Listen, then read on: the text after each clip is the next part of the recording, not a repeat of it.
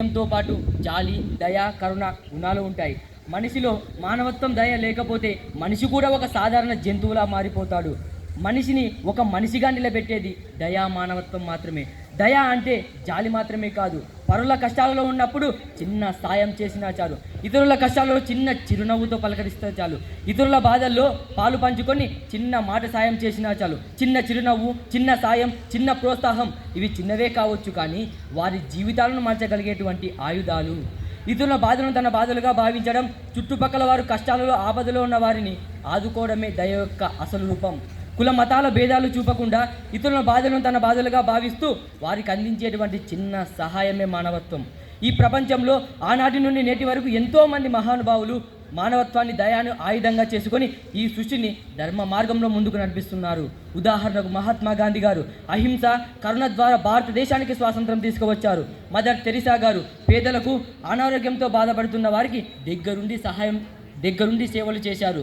Nelson Mandela గారు ప్రజల హక్కుల కోసం సహనంతో పోరాడారు. ఇలా చెప్పుకుంటూ పోతే ఎంతోమంది. కానీ నేటి సమాజంలో చూసుకున్నట్లయితే అభివృద్ధి ఎంతో సాధించాం, ఆధునిక సాంకేతిక విద్య సౌకర్యాలు పెరిగిపోయాయి, కానీ దురదృష్టవశాత్తు మానవత్వం మాత్రం తగ్గుతూ వస్తుంది.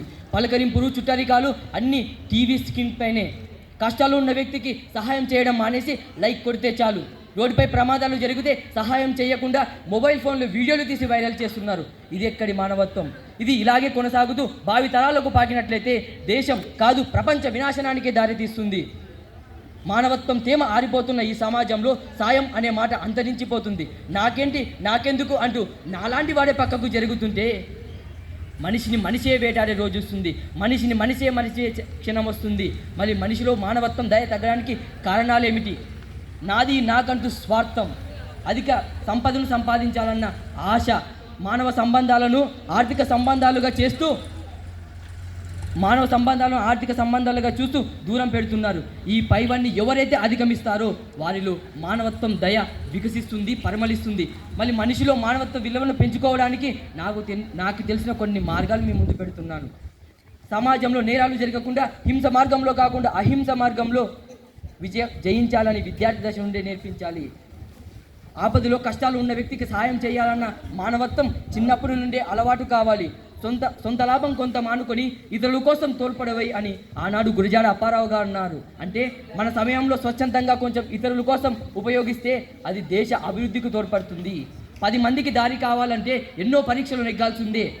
మరో చరిత్ర సృష్టించాలంటే చివరిగా నేను చెప్పబోయేది ఏమిటంటే, ప్రతి మనిషి మానవత్వ విలువలు కలిగి ఉంటేనే దయ మనిషిని మనిషిగా నిలబెడుతుంది.